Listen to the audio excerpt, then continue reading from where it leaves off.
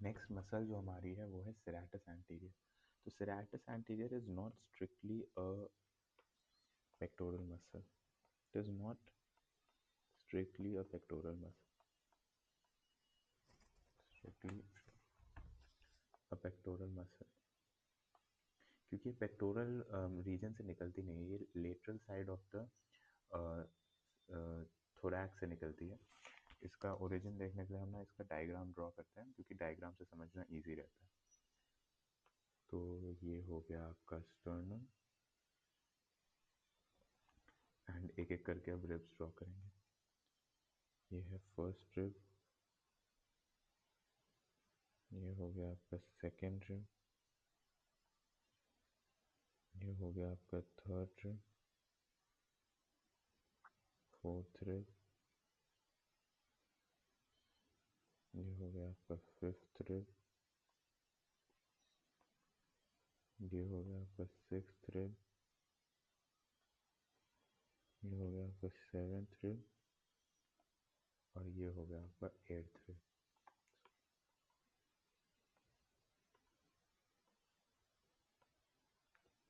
ये 8 रिब्स हो गए। एंड यहाँ पे अभी बस ड्रॉ करने के लिए देख लीजिए,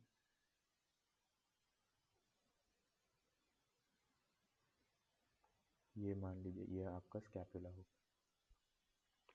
तो सेरेटस एंटीरियर जो मसल्स है ये एज डिजिटेशन राइज करती हैं। तो ये एक ओरिजिन है, समझ लीजिए, first, second, third, fourth,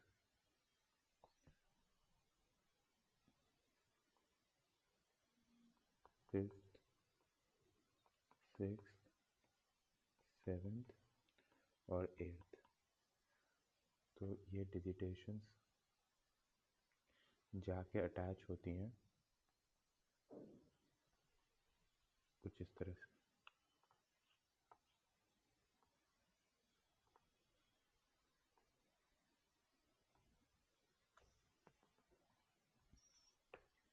and ये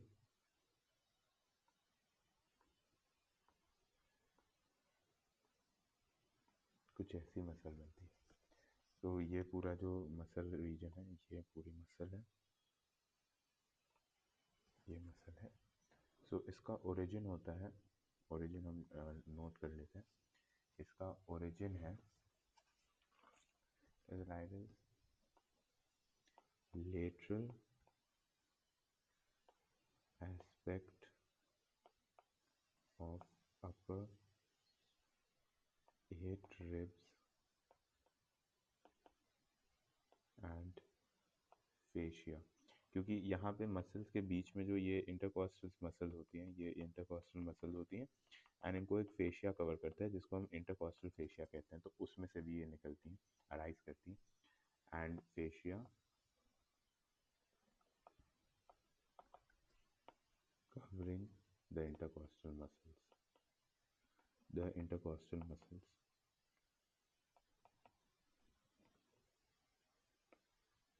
और इसका इंसर्शन अगर आप देखें तो ये इंसर्शन हो रहा है यहाँ पे,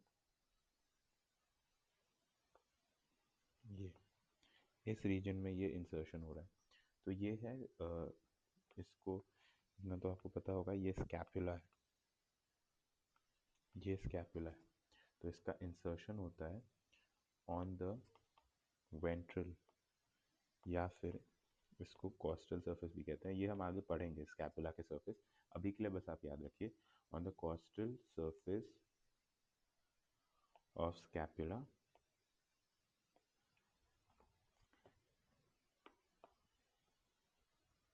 एंड ये जो बॉर्डर है ये मीडियल बॉर्डर, ये जो बॉर्डर है ये मीडियल बॉर्डर है। तो हम लिख देते हैं on the costal surface of the scapula on its medial border.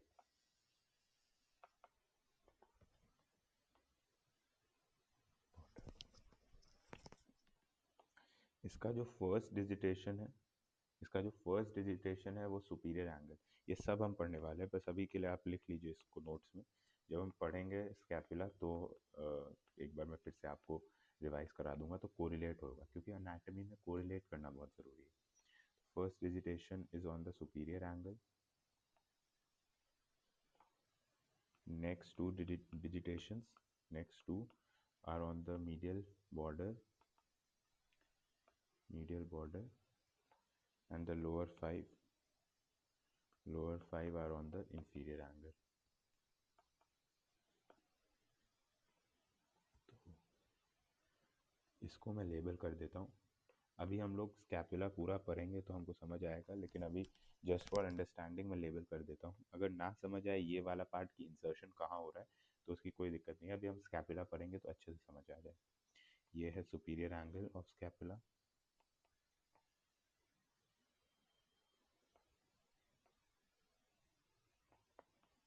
ये है इंफीरियर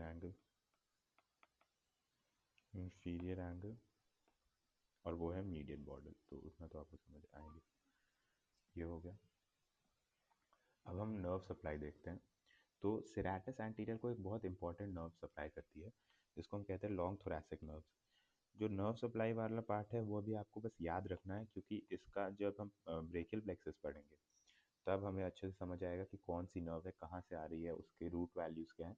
तो अभी जस्ट नर्व सप्लाई को आप याद रखिए, अपने दिमाग में रखिए। जब हम ब्रेकियल प्लेक्सस पढ़ेंगे तो मैं फिर से पूरा कोरिलेट करवाऊंगा कि ये नर्व थी, हमने यहाँ पढ़ी थी, तो ये यहाँ से निकल रही है। या इस नर्व को नर्व टू सेरेटस एंटीरियर भी कहते हैं।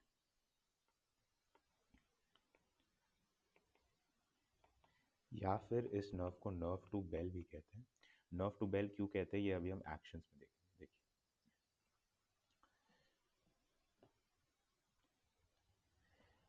हमने पढ़ा है कि जब भी मसल मूव करती है वो इंसर्शन को ओरिजिन की तरफ खींचती है। तो ये ओरिजिन है, ये इंसर्शन है, तो ये इसको इस तरफ खींचेगी। तो क्या होगा कि ये स्कैपुला कुछ ऐसे टर्न करेगा, ये स्कैपुला कुछ ऐसे टर्न करेगा। मतलब अगर स्कैपुला हम ड्रॉ करें, स्कैपुला अगर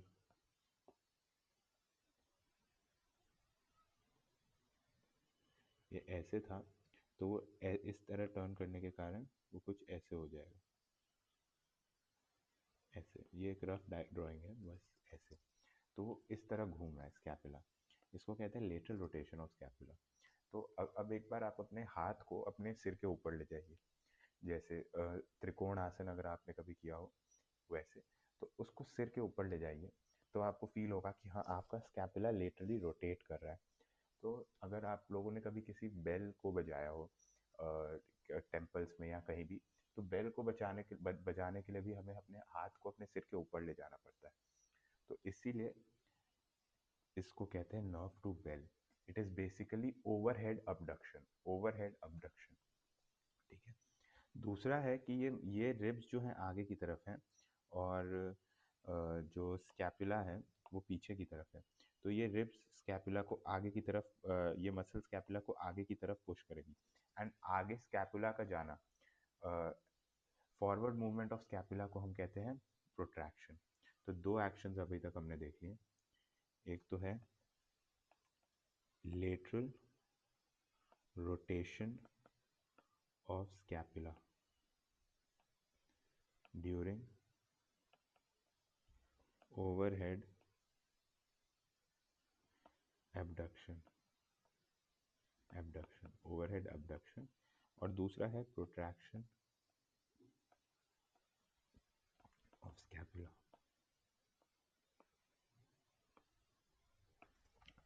और क्या करता है, सेरेटस एंटीरियर एक बहुत बड़ी मसल है, तो ये स्कैपुला को अच्छे से पकड़ के रखता है। जब अगर कोई वेट हम उठा रहे होते हैं तो इसका एक और एक्शन है, it steadies the scapula, steadies the scapula, it steadies the scapula while carrying weight,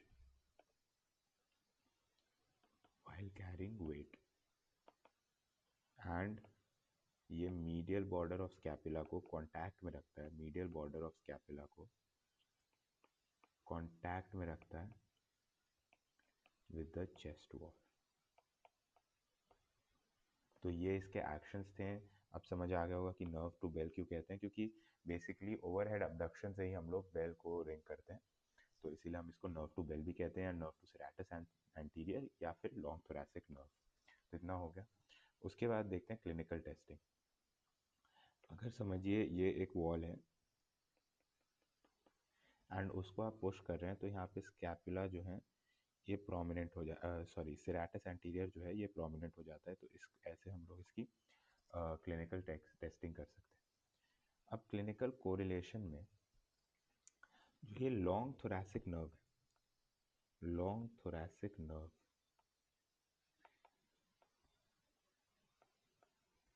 ये बहुत इंपॉर्टेंट नर्व होती है। अगर इसमें कोई प्रॉब्लम आ जाए तो इसमें होता है पैरालिसिस ऑफ सेरेटस एंटीरियर, और इससे होता है winging of scapula, winging of scapula.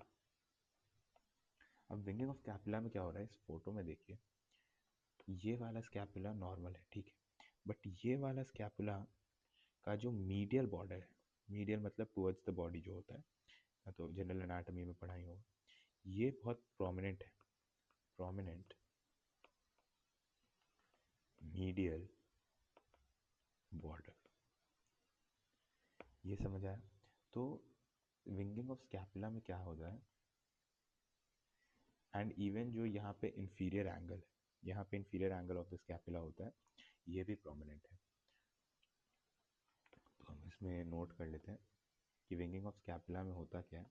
अब विंगिंग इसको नोट करने से पहले दो चीज़ होती हैं विंगिंग ऑफ स्कैपुला। एक तो हो सकता है ट्रपीजियस से, ट्रपीजियस एक मसल होती है जो हमारे बैक ऑफ द बॉडी यहाँ पे होती है, यहाँ पे एक मसल होती है कुछ इस तरह से, ट्रपीजियस से, या फिर हो सकता है सेरेटस एंटीरियर। तो अगर ट्रपीजियस से होता है, ट्रपीजियस जस्ट एक मसल है, अभी के लिए इतना याद रखिए, जब बैक एंड स्कैपुलर मसल्स हम पढ़ेंगे एक दो लेक्चर्स बाद तो आपको समझ आ जाएगा। तो अगर ट्रपीजियस पैरालाइज हो रहा है तो होगा winging at rest, winging at rest मतलब अगर वो इंसान खड़ा हुआ है, नॉर्मल कुछ काम नहीं कर रहा है, तब भी स्कैपुला विंग्ड दिखेगा। बट अगर सेरेटस एंटीरियर पैरालाइज्ड है तो winging on attempting movement.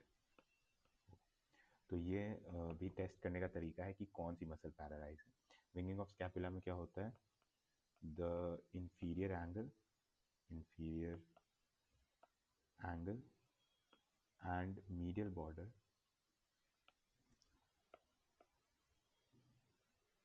becomes unduly prominent।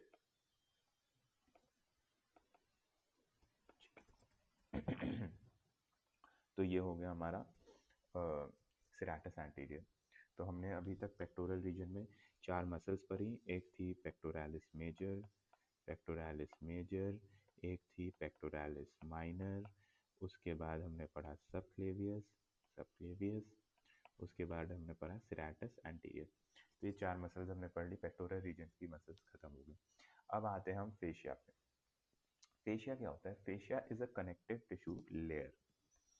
जब आप डाइसेक्शन करते हैं ना और आप स्किन को हटाते हैं, तो स्किन के नीचे पहले तो फैट हटता है, एंड फैट के नीचे आपको एक ना यूजुअली वाइटिश कलर में होता है, एक वाइट कलर की ऐसी झिल्ली टाइप, झिल्ली मतलब फिल्म टाइप दिखती है। जब उसको आप फोर्सेप से पील करेंगे तो वो फिल्म बहुत अच्छे से विजिबल हो जाती है, उसको हम कहते हैं फेशिया। तो जब हम लोग डाइसेक्शन करके स्किन को रिमूव करते हैं, हमने उसके नीचे का फैट हटा दिया, उसके बाद हमें पेक्टोरल रीजन में एक फेशिया दिखता है। ये देखिए, ये फेशिया भी देख पा रहे होंगे, ये जो फेशिया, ये जो वाइटिश कलर की फिल्म जैसी दिख रही है ना, ये पूरा एक फेशिया है। इस फेशिया को हम कहते हैं पेक्टोरल फेशिया। तो this is the pectoral fascia, it covers the anterior part of pectoralis major muscle. ये पेक्टोरालिस मेजर मसल है, ये तो इतना तो आपको समझ आ ही गया होगा। उसके एंटीरियर पार्ट को, एंड इवन बहुत सारा पार्ट, ये जो पूरा पार्ट है इसको कवर करते हैं, इसको पेक्टोरल फेशिया कहते हैं। तो इसका एक्सटेंट देख लेते हैं एक बार हम लोग। एक्सटेंट, एक्सटेंट देख लीजिए इसका। तो सुपीरियरली मतलब ऊपर से, इंफीरियरली, इंफीरियरली, सुपीरोलेटरली। सुपीरोलेटरली क्या होगा देखिए, आपको समझाता हूँ। तो पहले हम रिमूव कर देते हैं। ये हमारा ऊपर की तरफ होता है सुपीरियर, एंड सुपीरियर में लेटरल, तो मतलब कुछ इस तरफ हो गया हमारा सुपीरियर लेटरली। सुपीरियर एंड उसमें लेटरल, तो ऊपर जाते हुए हम थोड़ा लेटरली जा रहे हैं, तो हम कुछ ऐसे जाएंगे। एंड ऐसे ही होता है एक इन्फीरो लेटरली, तो नीचे जाते हुए हम लोग कुछ इधर जा रहे हैं, तो ऐसे, ये इन्फीरियर हो गया। ठीक है, तो pectoral fascia it covers the pectoralis major. And अब हम इसको देखते हैं इसका extent, superior laterally and inferio infero laterally. इसका एक्सटेंट क्या होता है? सुपीरियरली, ध्यान से देखिए, ये फेशिया ये क्लैविकल पे अटैच्ड, ये क्लैविकल है हमारा, यहाँ पे फेशिया अटैच्ड है, तो इसका एक्सटेंट हो गया superiorly attached to clavicle, attached to clavicle, is attached to clavicle. Inferiorly,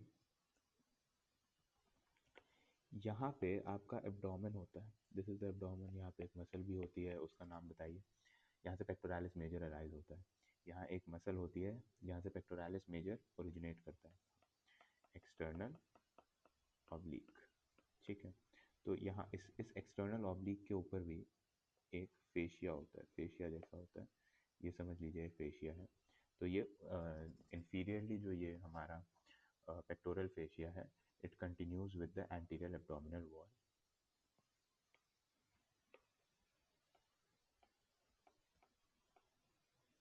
continues with the anterior abdominal wall.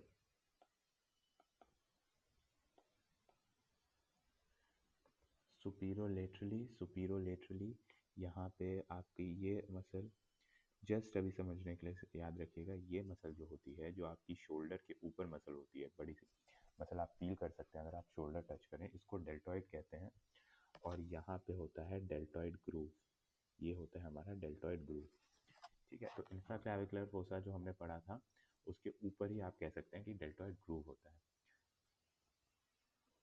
And इस डेल्टॉइड मसल के ऊपर भी, डेल्टॉइड मसल के ऊपर भी एक फेशिया होता है, एक फिल्म होती है, एक कवरिंग होती है कनेक्टिव टिश्यू की, फेशिया, उसको हम कहते हैं डेल्टॉइड फेशिया। तो सुपीरोलेटरली जो ये फेशिया है, pectoral fascia, it passes over the deltopectoral groove, passes over deltopectoral groove, becomes continuous